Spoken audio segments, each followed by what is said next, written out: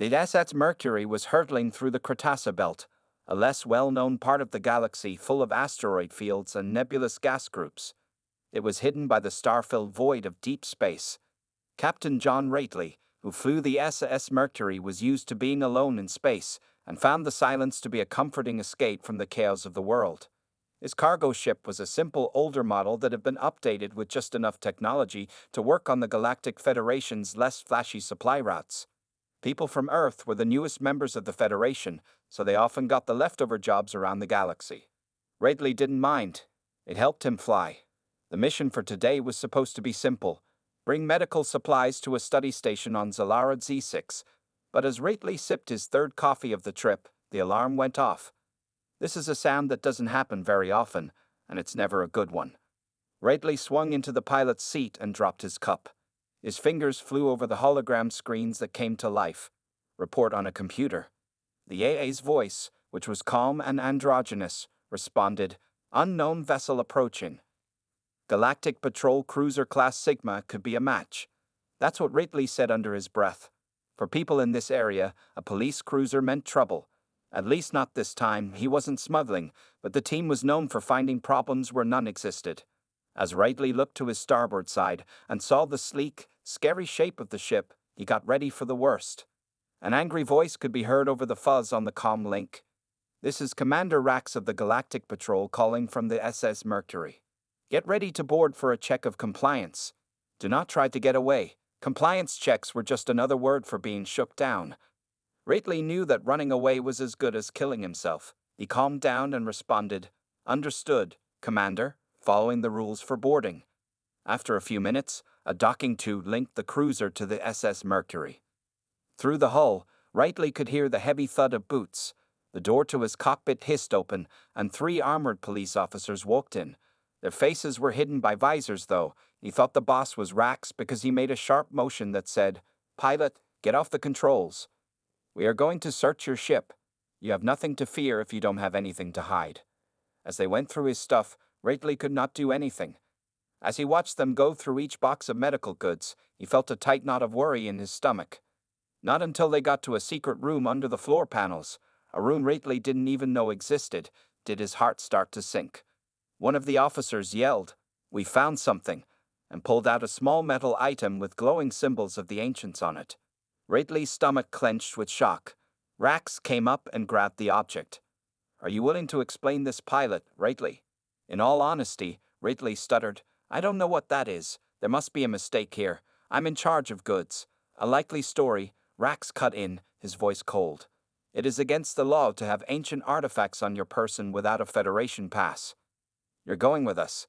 As Rately was handcuffed and led onto the car, he stopped protesting. The last time he saw his ship was through the glass of the docking tube. It was a sad and lonely sight that was quickly hidden as they separated and set course for the Galactic Holding Facility, which is the most feared place in the galaxy for minor criminals. As the stars flew by, Rately felt a sadness that was stronger than the cold of space.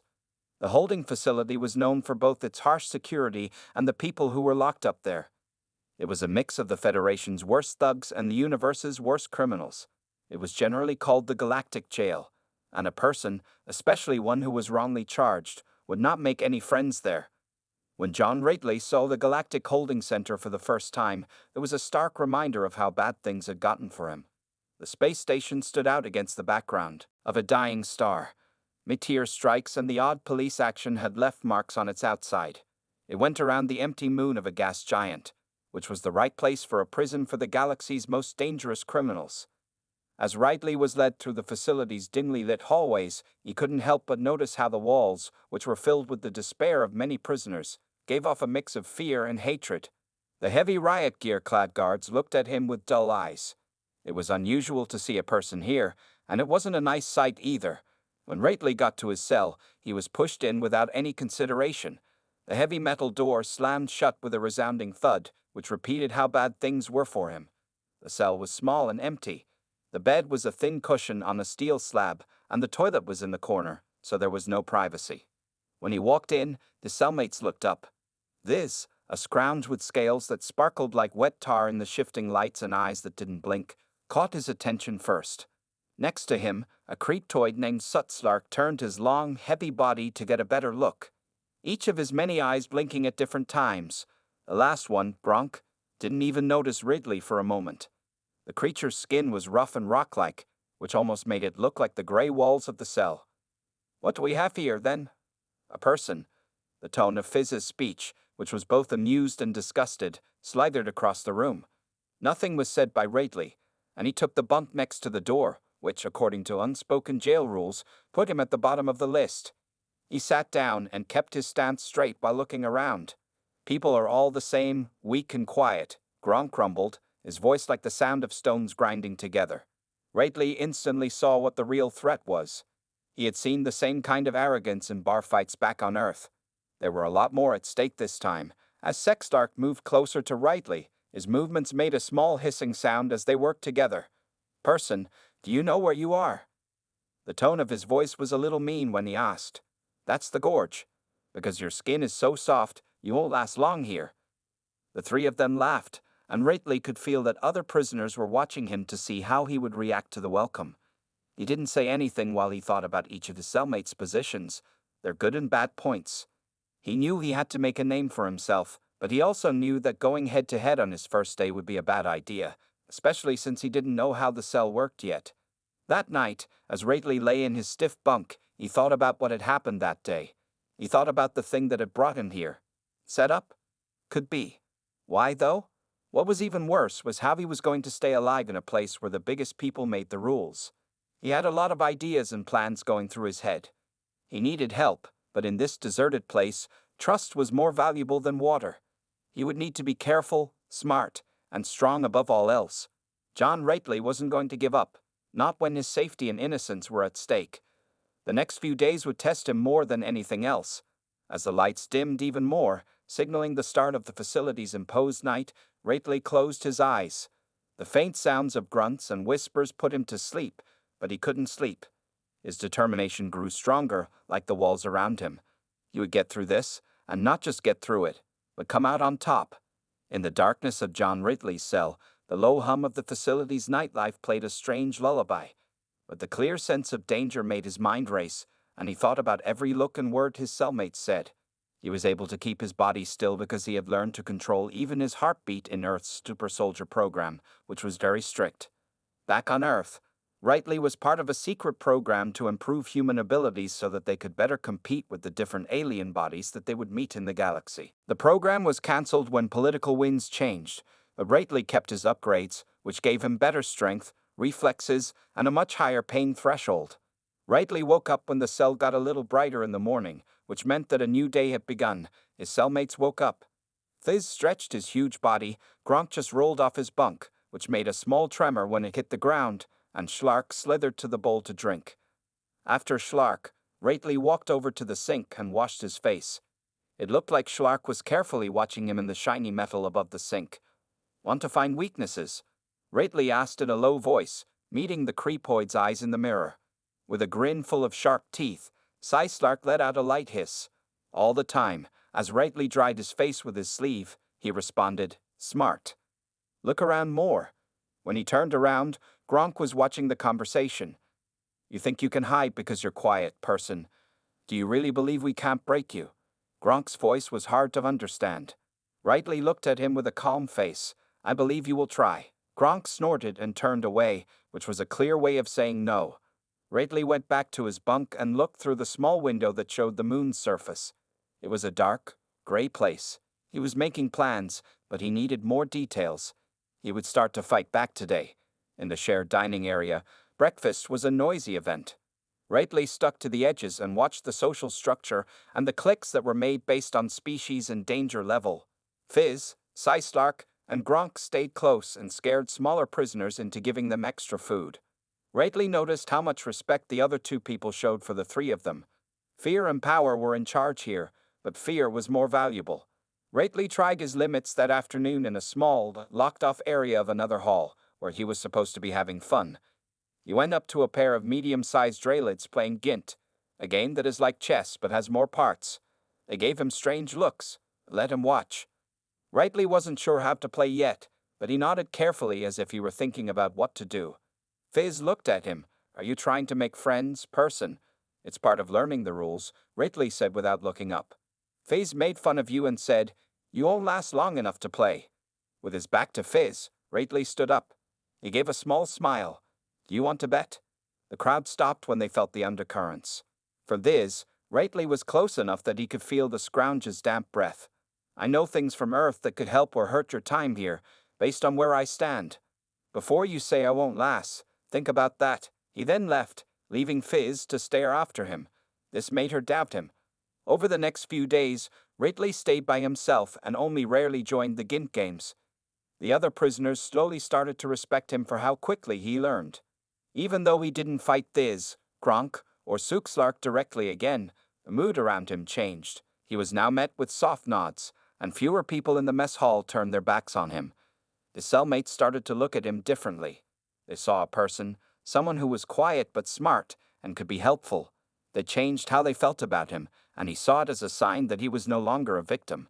As the days turned into weeks, John Ridley continued to slowly become a part of the Galactic holding facility's social structure.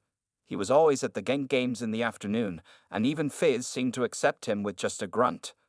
Ridley had a simple plan. He would keep his eyes and ears open and his head down. He carefully wrote down every bit of talk and change in the way the group worked.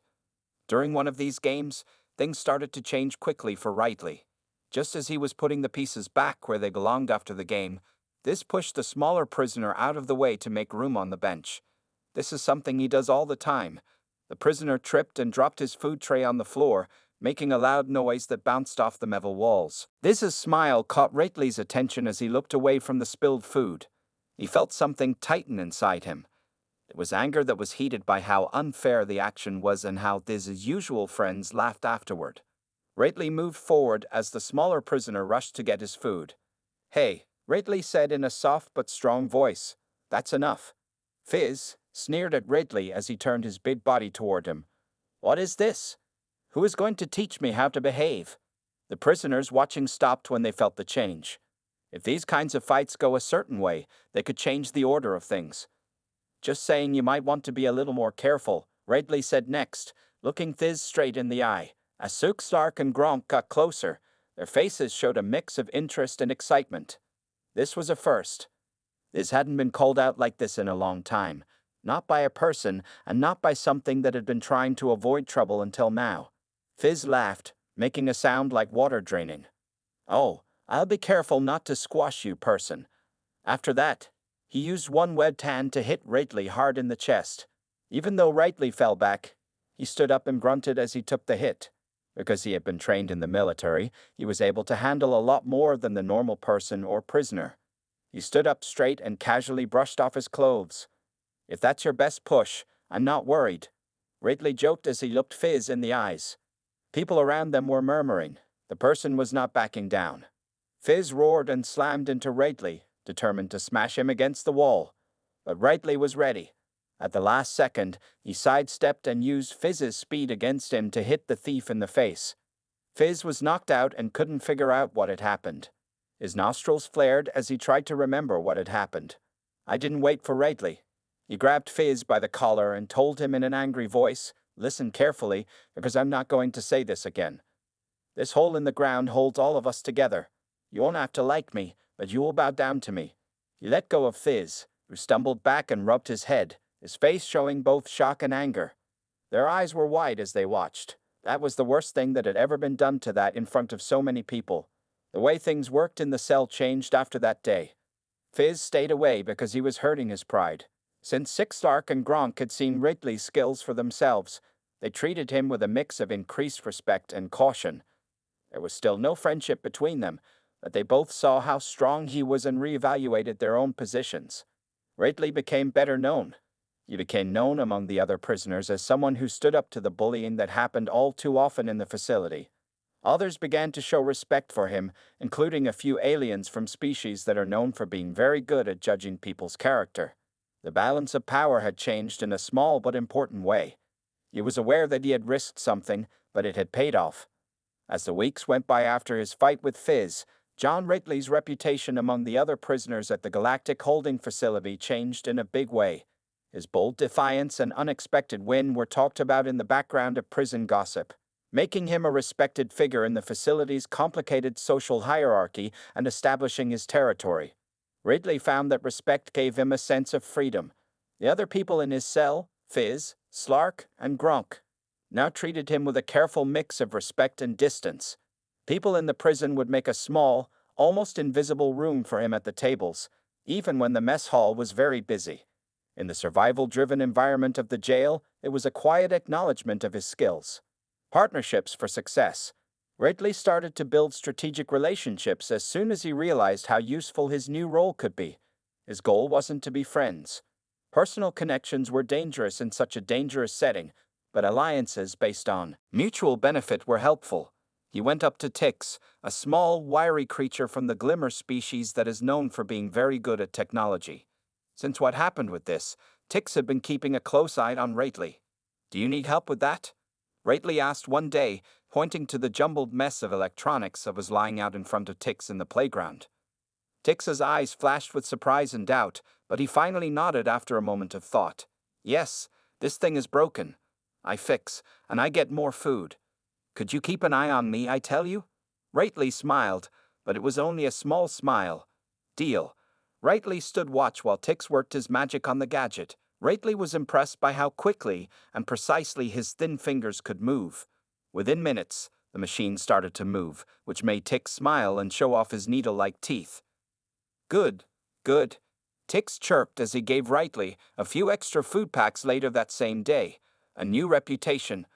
Word got around that he worked with Tix to fix things, and soon other prisoners came to Ridley with their problems, ranging from settling arguments to fixing broken electronics. Ridley carefully stayed neutral when answering these requests, making sure he never made an exception for one species or group over another. He carefully kept track of every favor he did as a deal. The guards see. The guards even noticed. One officer, an old and worn-out man called Carr, started to keep a closer eye on Ridley. The other prisoners knew Carr as the Beast, because he was so strict and didn't like games or illegal items. He pulled Ridley aside one day. Carr said in a low voice, "Human, you're different from the others. I've seen people like you before.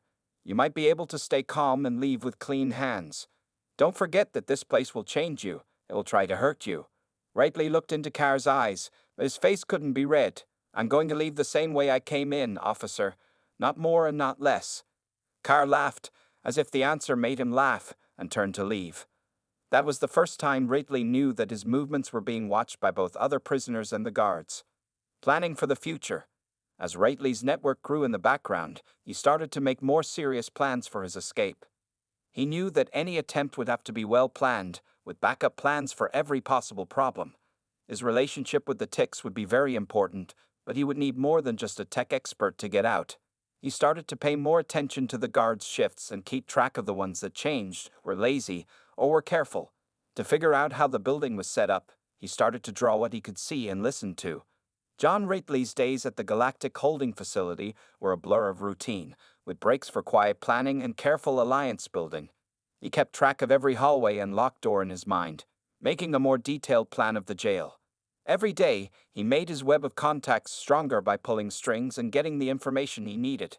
His escape plan was coming together, helped by the need to be both careful and brave, a very important friend.